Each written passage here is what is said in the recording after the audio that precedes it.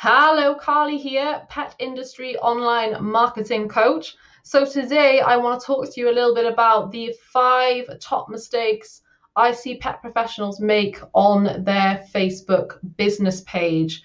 Now, you do want to make sure that your business page is set up and you are taking full advantage of all the available space that you have on there, because you can put yourself at a major disadvantage if you don't make good use of all of these different areas. So I want to help you with that today.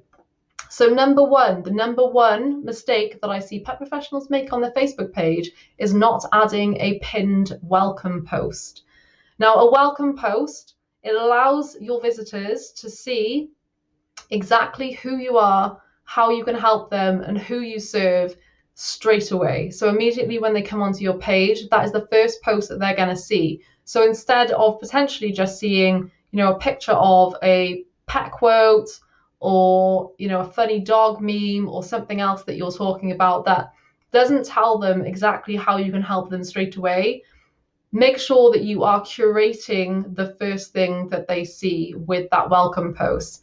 So making sure that you're essentially painting that picture by showing that you understand your visitor right now and where they're at right now. You're essentially sharing who you are and how you help pet parents. You're giving them an opportunity to sign up to your email list as well. So within that welcome post, make sure that you put a link to your lead magnet. And if you don't know what a lead magnet is, it's a free, valuable piece of content that you offer in exchange for your visitor's email address. And it's just something that solves a very specific pain point for people. It could be in the form of a PDF, it could be a video, something like that. But they head over to your website, to your landing page for this lead magnet. They can then input their details and download that lead magnet. So you want to make sure that you're putting something like that on there so that you're bringing people off Facebook into a nurture container where you can then follow up with these people in an easier way. Because if they do follow your Facebook page, they aren't necessarily going to see any of your future posts.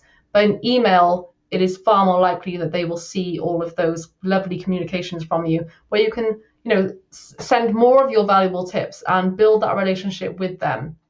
So make sure that you're adding a pinned welcome post. Also pair that with a nice image of yourself as well, so people are getting to know exactly who you are. They can see the person behind the business. Okay, so number 2 is not using a custom cover photo. So I see many pet professionals who are just including a generic picture of themselves, or maybe they're just including some of the details of how people can get in touch with you on their cover photo. But you want to use this as a lovely space to promote that lead magnet again. So in something like Canva, you can design a lovely cover photo where you are putting in the details of your lead, what the title of your lead magnet, and then you're saying click to download now. And then when they click on that cover photo, they are taken through to a description of that cover photo where you can then include the link to the landing page for that lead magnet. So make sure this is a big space, right? This is a big space at the top of your Facebook page. Make sure you are using that to its full advantage by getting people onto your email list. Number 3 is not completing your about section. So there are lots of lovely little areas within your about section, right, where you can include a nice kind of short description of who you are, who you serve, how you help people. Make sure that you include that kind of very short, snappy mission statement within there. Again, you can also include the title of your lead magnet, entice people to sign up to that lead magnet, and then include the link there again. You also have various other areas like, putting in your actual website, making sure that you put that in. The amount of people that I see that don't actually put their website link in their Facebook page is crazy, and you want to be driving people to your website so they can learn more about you. So make sure that you have your website link on there, you have your email address on there and your phone number so people can actually get in touch with you. You can include other things like, categories for your page, so people understand more about, well, Facebook as well understands what your page is about and can show that to the right people. Your opening hours, your location, all of that good stuff. You can also include things like testimonials within that about section, so people can instantly see the successes that you have got for previous customers. And then you can link to the other social media platforms that you're on as well, so people can follow you elsewhere. Number 4 is not customizing your tabs. So Facebook pages, they come with tabs, a few tabs as standard, but you can customize these, and so that you can shout about your offers, you can share more of that social proof. You can share other things like your groups if you have a Facebook group that you run. So the shop tab is a great one, because that means that you can add, maybe you have things like online courses or ebooks and things that people can go and buy.